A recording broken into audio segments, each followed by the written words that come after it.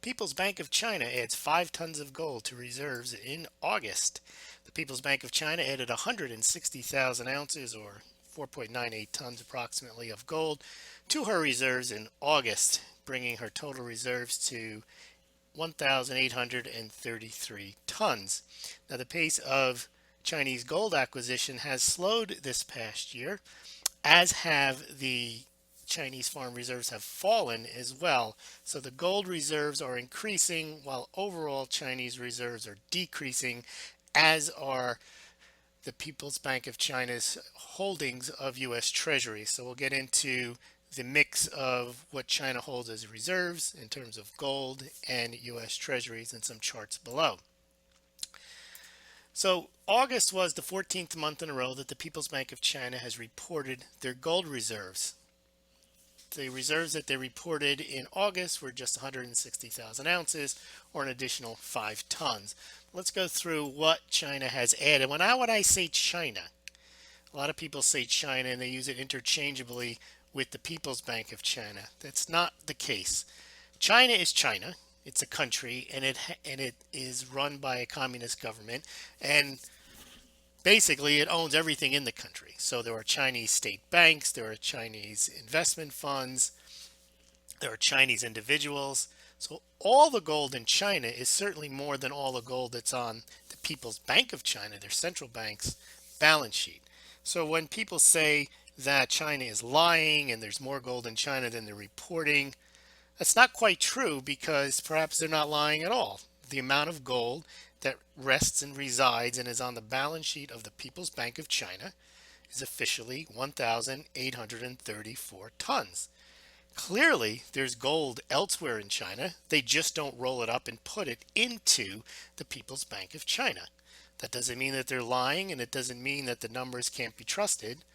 It's possible the numbers can't be trusted, but it's also very possible that the way that the People's Bank of China accounts for the gold, this is how much gold that they have. So if you look from 2009 to 2015, they didn't report any gold, and they had 1,054 tons. Then last summer, they decided to report an increase of 604 tons, bringing them up to 1,658. Then they immediately started reporting monthly last July, reporting 19, 16, 15, 14, 21 tons during the months of July to December of 2015. Then they started off this year positively with 19 and 16, then 10, then 9, then 11 tons in May. And then came June, when they basically, I think it was May, reported no tons added. And then in June, they reported 15, last month 5, and then in August, they reported just 5. So the pace of acquisition for gold for the People's Bank of China has indeed slowed. Now, what I was talking about before, I had written an article called The Case of China's Missing Gold that came out the day after China, or a couple of days after the Chinese reported their official gold holdings at the People's Bank of China. It got picked up on Zero Hedge, and it basically explains that there are other entities where there is gold in China. And of course, it makes sense that there is more gold than the 1,658 tons that they reported, because if you scroll down here, you'll see Chinese mining production eats up a lot of it. It doesn't all go into the People's Bank of China. There's massive imports into Hong Kong, and Shanghai, and there's 2,600 tons of gold were removed from the Shanghai Gold Exchange last year. So clearly, there's more gold in China than what's on the People's Bank of China's balance sheet. But that's what we report on. So when people say China has this amount of gold and it seems low, keep in mind that the People's Bank of China's gold reserves do not reflect all of China's gold. But in any event, the People's Bank of China has not been adding gold at the same pace as it added gold at the end of last year. Russia is doing the same thing. They also are not adding as much gold as they added last year. And remember, China and Russia are the two largest central banks for adding gold to their reserves. They had about 83, they represented about 83% of the gold added by central banks last year. Chinese US Treasury holdings have declined. They're still pretty robust. They're at 1.4 $2 trillion at the end of June, the most recent report by the U.S. Treasury. They had been as high as 1.271, but that is where China is reducing its reserves in its holdings of U.S. Treasuries, and it has added to its gold reserves over the past couple of years. Now, where does that place China?